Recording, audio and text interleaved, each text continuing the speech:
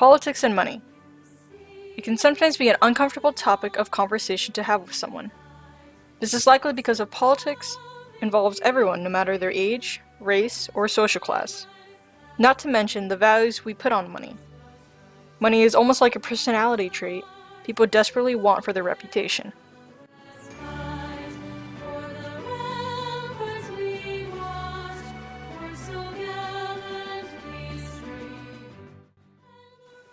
How exposed are you to politics? Does it faze you?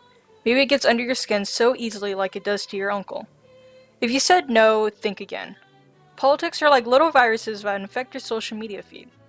They are teeny parasites that make us want to question our beliefs and how we should handle our money. Political advertisements are in your timelines, your follows, and even in your memes. Ignoring politics is impossible when this country is trying to get you politically charged. There's not much you can do to stop it. Is it fair for your timeline to be overwhelmed by political advertisements? And if you said yes, is it fair to only see your side of politics and not someone else's? My name is Jayla, and my burning question is politics and social media enforcing propaganda and presidential totalitarianism.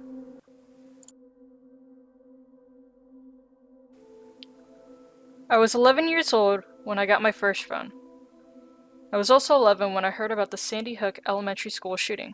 911, what's the location of the emergency? Sandy Hook School. I think there's somebody shooting in here. Sandy Hook School. Okay, what makes you think that? Because somebody's got a gun. I saw a glimpse of somebody. They're running down the hallway. Okay. They're still running. They're still shooting. Sandy Hook School, please. I wanted to understand why there were high authorities still not wanting to take guns away from bad people. I remember asking myself that question over and over. I wondered why people believed guns were safe, and why there were so many debates about gun safety. This was my first introduction to politics, and why it affects me today. And each time I learn the news, I react not as a president, but as anybody else would, as a parent.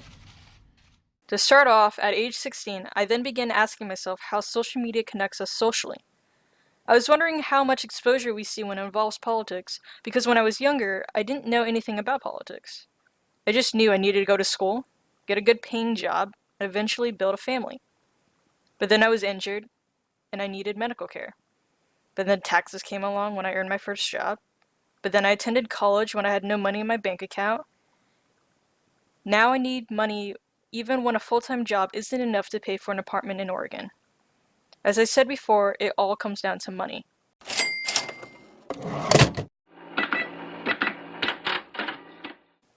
I began wondering why our political beliefs correlated with others. Not just mine, but yours too. Why do we seek validation from others? I wanted to believe that I could think for myself, but in reality, I wasn't. Isn't it weird that you rarely see your opposing political parties on Instagram or Twitter? Have you noticed your friend group lately? Do your friends and significant others believe the same political arguments as you? This is because of political advertisements that are only showing one side of the story. Advertisers target their audience in order to manipulate us into believing there is only one solution that matters and exists. So far, if you've agreed with everything I've said, then you're likely locked to be in this algorithm like I am, specifically social media's algorithm. The algorithm is like being stuck in an endless loophole of surrounding yourself around people who believe in your beliefs. This is because it's easier to get along with, understand one another, and find a middle ground. This is not only the physical relationships you have, but as well as online connections. Who you follow, what posts you like and read, and how long you view a profile page. Simply who you support on social media platforms. The algorithm calculates your every move and records what political party you like best. Why? Because advertisers want you to view their propaganda, and they need an audience who will take the time and read it.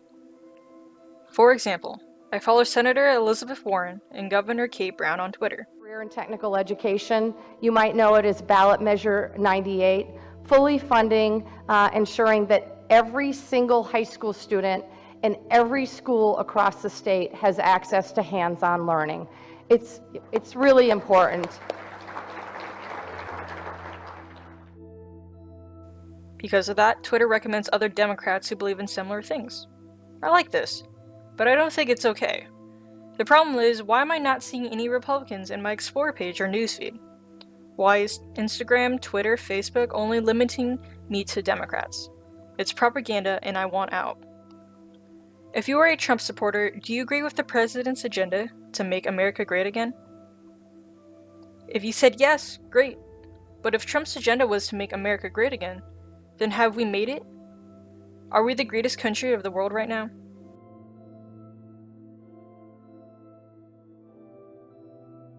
Can you say why America is the greatest country in the world? Diversity and opportunity. Lewis? Freedom and freedom. So let's keep it that way. Will? The New York Jets. No, I'm going to hold you to an answer on that. What makes America the greatest country in the world?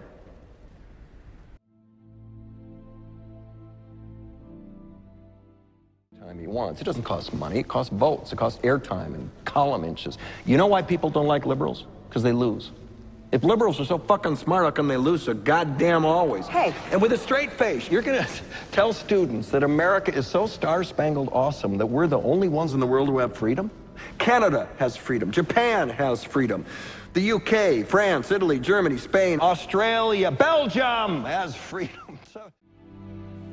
With a Republican in office, we see one side of the spectrum. We see President Donald Trump's side, a conservative side. One of the reasons why Trump won the election was because of the amount of advertising he did in his campaign. And it's not your normal type of advertising. It's propaganda and manipulative. As the New York Times staff editor, Kevin Granville says, Cambridge Analytica, a political data firm hired by President Trump in 2016, gained access to information on 50 million Facebook users as a way to identify the personalities of American voters and influence their behaviors. And that's how Facebook, that's how they take your stuff for free.